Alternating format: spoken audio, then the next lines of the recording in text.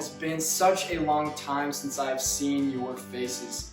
So if you don't know who I am the summer intern from the Lindale campus last summer.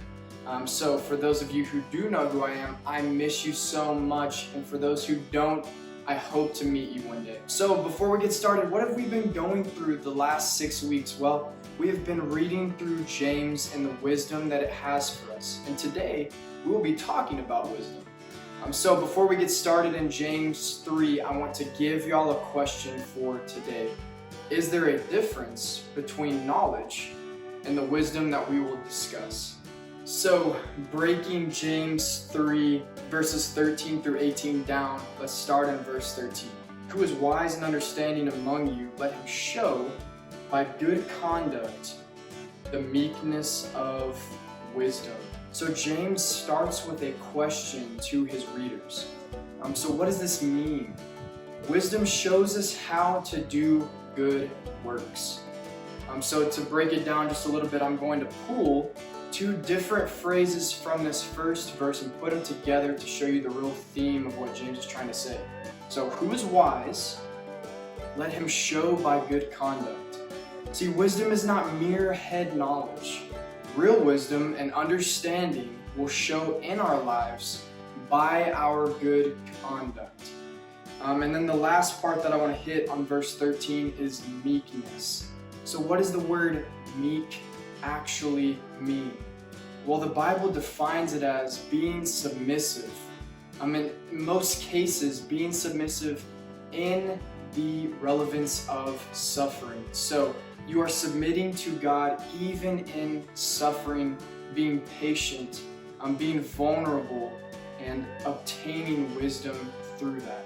So going into verse 14, James says this, but if you have bitter jealousy and selfish ambition in your hearts, do not boast and be false to truth. 15, this is not the wisdom that comes down from above, but this is earthly, unspiritual, demonic. For where jealousy and selfish ambition exist, there will be disorder in every vile practice. So what does this mean? Bitter envy and self-seeking. These are the complete opposite of the meekness of wisdom we were talking about in verse 13. See, do not boast and lie against the truth. Anyone who shows bitter envy and self-seeking should not deceive anyone, especially themselves. They think they are wise, but they don't know everything. They show a wisdom that is earthly, sensual, and demonic. Their wisdom is more of a characteristic of the world, their flesh, and the devil than it is of God. We realize that there is this fruit, James states, but it is of earthly wisdom. The fruit of earthly wisdom is confusion and every evil thing. Do you want to be confused? And I would say no, for me and you, we do not want to be confused people. See, we go to school not to be confused. We go to church not to be confused. We go to those places to learn. So transitioning from earthly wisdom, let's look at verse 17 and 18. But the wisdom from above is first pure, then peaceable, gentle, open to reason, full of mercy and good fruits, impartial and sincere. And a harvest of righteousness is sown in peace by those who make peace. So we see this transition from earthly wisdom to heavenly wisdom that we receive from above. See, James here is defining exactly what it means by the meekness of wisdom. See, first pure, then peaceable, gentle, willing to yield, full of mercy and good fruits, without partiality and without hypocrisy. The character of this wisdom is wonderful. See, it is full of love and a giving heart, consistent with the holiness of God. See, now the fruit of righteousness is sown in peace, and it gives a perfect example of just what this peace sown looks like. It is like a seed that will bear fruit by those who make peace. See, we think about a seed, and in order for something to grow, you have to give it the right ingredients. First, good soil, good water, good sunlight for that seed to produce fruit. So in the same way, James is saying, the only way that this seed will produce fruit is if it is made with peace. And so just to give us a better understanding of this wisdom James talks about in chapter 3, let's go to James 1 and see what he has to say. Starting in verse 5, if any of you lacks wisdom, let him ask God, who gives generously to all without reproach, and it will be given to him. Let him ask in faith, with no doubting. For the one who doubts is like a wave of the sea that is driven and tossed by the wind. For that person must not suppose that he will receive anything from the Lord. He is a double-minded man, unstable in all his ways. So this brings a perfect example from high school to my mind. If you know me from high school, I played soccer. The game is tied 1-1. At the end of the game, if it is tied, you have to go into penalty kicks. You will pick your 5 best players to take the shot one-on-one with the goalie.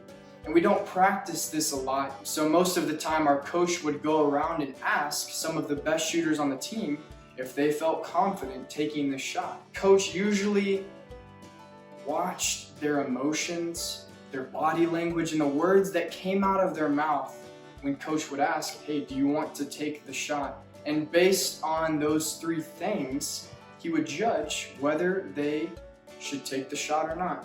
So why is this? Because if they answered with, Coach, I don't know if I'm capable to do that, you don't want that kind of confidence or thereof lack of confidence to take a winning shot for your team, because the ultimate goal is for our coach to win the game.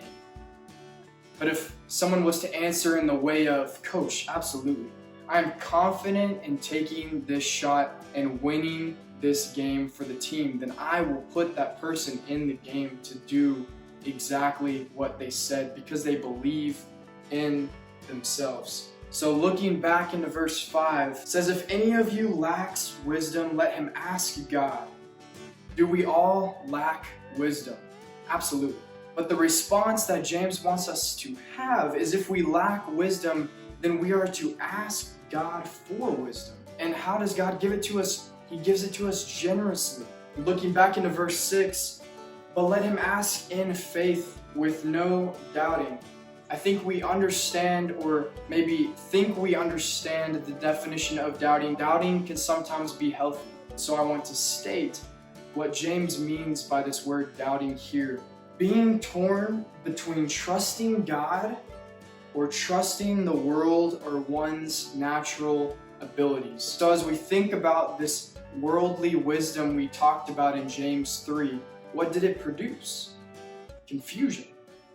And so on the other side of doubting, see, there's the worldly doubting, and then there's God's ability.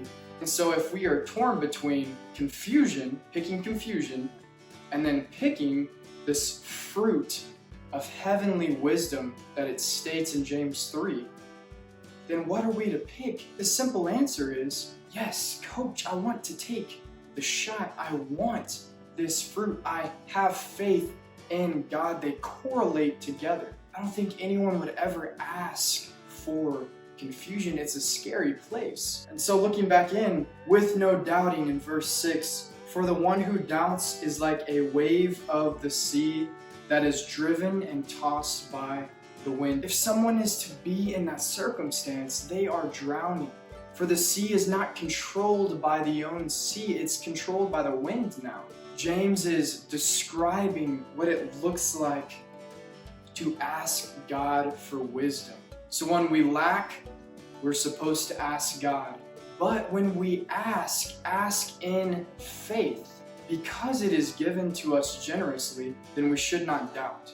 Going back to my high school career in soccer, if I'm to look at my coach and doubt that I have the capabilities to score a goal for my team, I will not be put in the game. And it's the same way here. James is just saying there's no reason to doubt. Asking God for wisdom, He gives it to you generously. It's free. We just have to ask in faith and believe in our God and His power and His love, because it's there. And it will always be there. There's no reason to doubt.